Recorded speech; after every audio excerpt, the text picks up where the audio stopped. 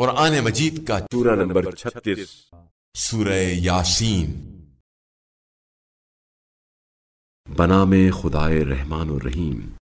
یاسین، قسم ہے قرآن حکیم کی کہ آپ صلی اللہ علیہ وآلہ وسلم یقیناً رسولوں میں سے ہیں، راہ راست پر ہیں۔ یہ قرآن غالب آنے والے مہربان کا نازل کردہ ہے تاکہ آپ صلی اللہ علیہ وآلہ وسلم ایک ایسی قوم کو تنبیہ کریں جس کے باپ دادا کو تنبیہ نہیں کی گئی تھی، لہذا وہ غفلت میں پڑے ہوئے ہیں۔ بتحقیق ان میں سے اکثر پر اللہ کا فیصلہ حتمی ہو چکا ہے، پس اب وہ ایمان نہیں لائیں گے۔ ہم نے ان کی گردنوں میں توق ڈال رکھے ہیں اور وہ ٹھوڑیوں تک پھنسے ہوئے ہیں، اسی لیے ان کے سر اوپر کی طرف الٹے ہوئے ہیں، اور ہم نے ان کے آگے دیوار کھڑی کی ہے اور ان کے پیچھے بھی دیوار کھڑی کی ہے، اور ہم نے انہیں ڈھانک دیا ہے، لہذا وہ کچھ دیکھ نہیں پاتے۔ اور ان کے لیے یکساں ہے کہ آپ صلی اللہ علیہ وآلہ وسلم انہیں تنبیہ کریں یا نہ کریں، وہ ہر حالت میں ایمان نہیں لائیں گے۔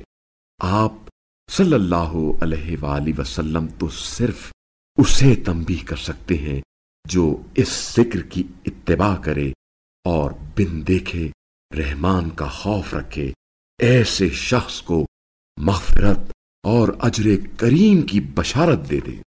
ہم ہی مردوں کو زندہ کرتے ہیں، اور جو کچھ وہ آگے بھیج چکے ہیں اور جو آثار پیچھے چھوڑ جاتے ہیں سب کو ہم لکھتے ہیں، اور ہر چیز کو ہم نے ایک امام مبین میں جمع کر دیا ہے۔ اور ان کے لیے بستی والوں کو مثال کے طور پر پیش کرو، جب ان کے پاس پیغمبر آئے، جب ہم نے ان کی طرف 2 پیغمبر بھیجے تو انہوں نے دونوں کی تکذیب کی، پھر ہم نے تیسرے سے انہیں تقویت بخشی تو انہوں نے کہا ہم تو تمہاری طرف بھیجے گئے ہیں۔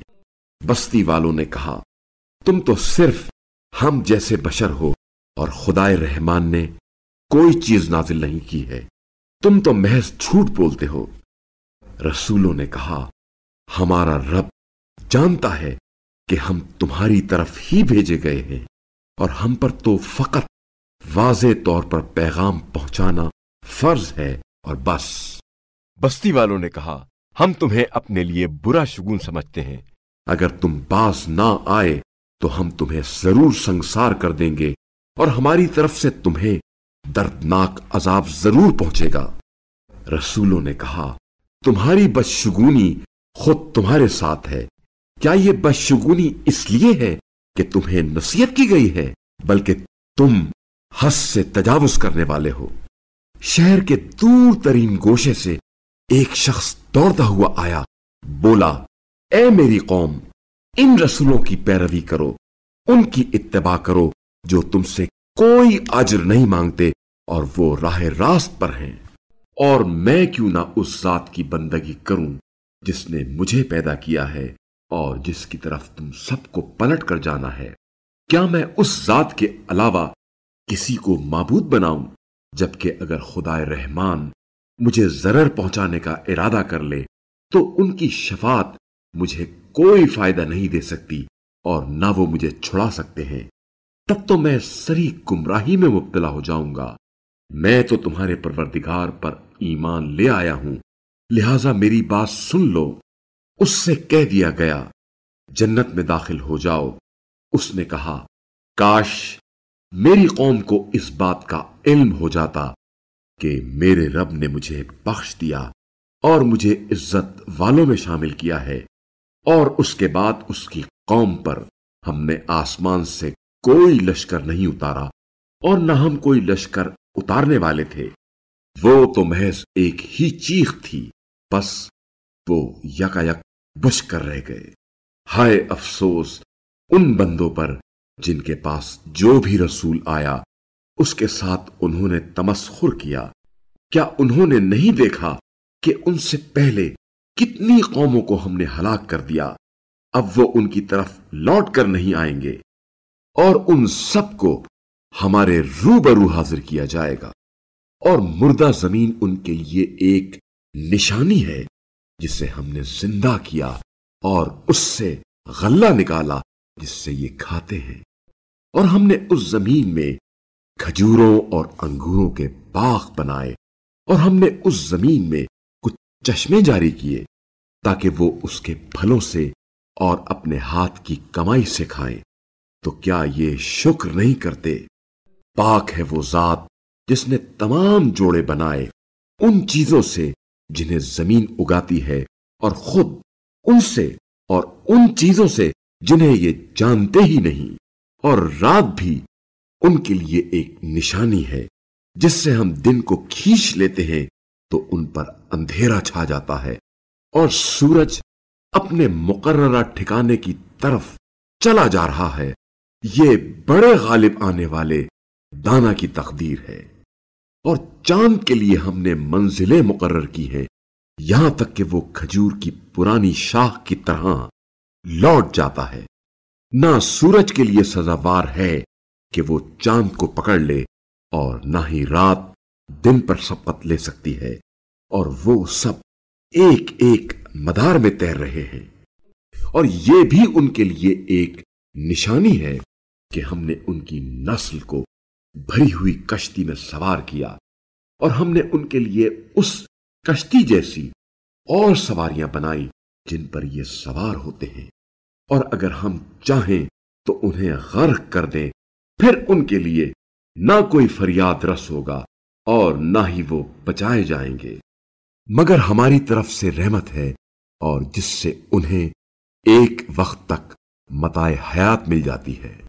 اور جب ان سے کہا جاتا ہے کہ اس گناہ سے بچو جو تمہارے سامنے ہے، اور اس عذاب سے جو تمہارے پیچھے آنے والا ہے، شاید تم پر رحم کیا جائے، اور ان کے رب کی نشانیوں میں سے جو بھی نشانی ان کے پاس آتی ہے وہ اس سے منہ موڑ لیتے ہیں۔ اور جب ان سے کہا جاتا ہے کہ جو رزق تمہیں اللہ نے عنایت کیا ہے اس سے کچھ رائے خدا میں خرچ کرو، تو کفار مومنین سے کہتے ہیں کیا ہم اسے کھلائیں جسے اگر اللہ چاہتا تو خود کھلا دیتا، تم تو بس سری گمراہی میں مبتلا ہو۔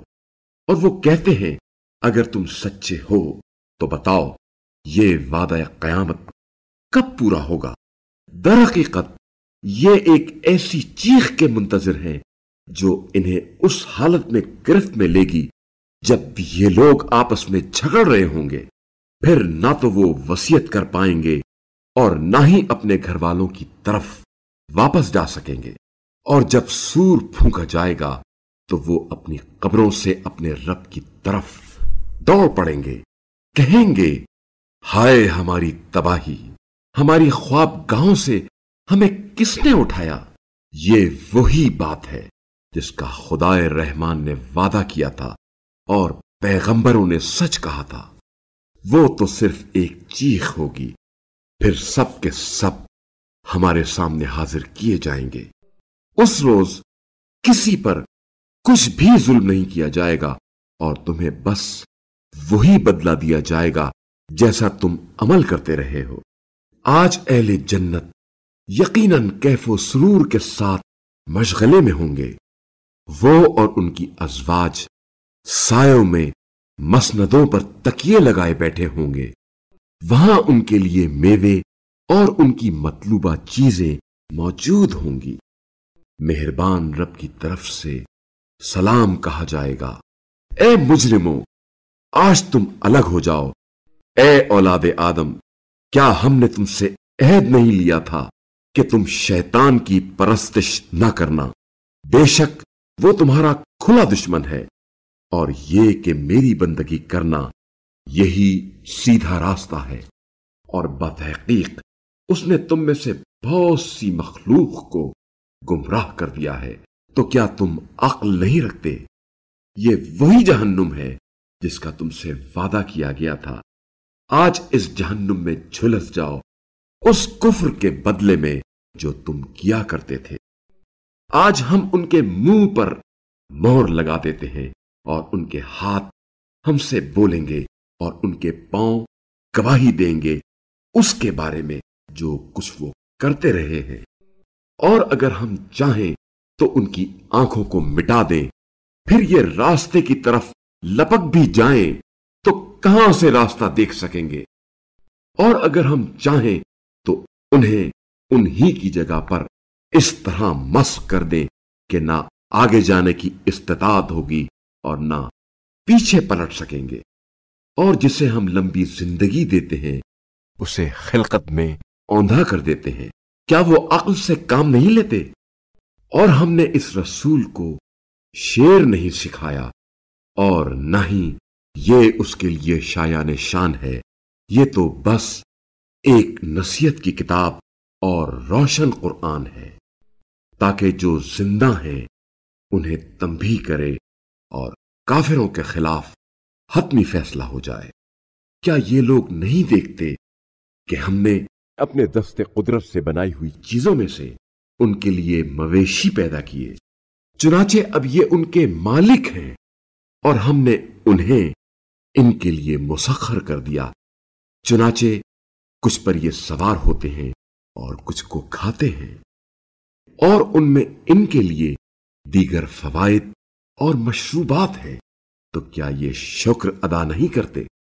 اور انہوں نے اللہ کے سوا اوروں کو معبود بنا لیا ہے کہ شاید انہیں مدد مل سکے، حالانکہ وہ نہ صرف ان کی مدد نہیں کر سکتے اور وہ الٹے ان معبودوں کے تحفظ کے لیے آمادہ لشکر ہے۔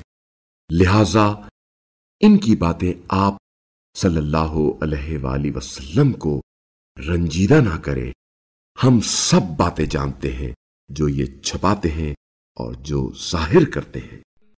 کیا انسان یہ نہیں دیکھتا کہ ہم نے اسے نطفے سے پیدا کیا ہے، اتنے میں وہ کھلا جھگڑالو بن گیا، پھر وہ ہمارے لیے مثالیں دینے لگتا ہے اور اپنی خلقت بھول جاتا ہے اور کہنے لگتا ہے ان ہڈیوں کو خاک ہونے کے بعد کون زندہ کرے گا؟ کہہ دیجئے انہیں وہی زندہ کرے گا جس نے انہیں پہلی بار پیدا کیا تھا، اور وہ ہر قسم کی تخلیق کو خوب جانتا ہے۔ وہی ہے جس نے تمہارے لیے سبز درخت سے آگ پیدا کی، پھر تم اس سے آگ سلگاتے ہو۔ جس نے آسمانوں اور زمین کو پیدا کیا ہے، آیا وہ اس بات پر قادر نہیں ہے کہ ان جیسا کو پیدا کرے؟ کیوں نہیں؟ وہ تو بڑا خالق دانا ہے۔ جب وہ کسی چیز کا ارادہ کر لیتا ہے تو بس اس کا امر یہ ہوتا ہے، ہو جا، بس وہ ہو جاتی ہے۔ بس پاک ہے وہ ذات جس کے ہاتھ میں ہر چیز کی سلطنت ہے، اور اسی کی طرف تم پلٹائے جانے والے ہو۔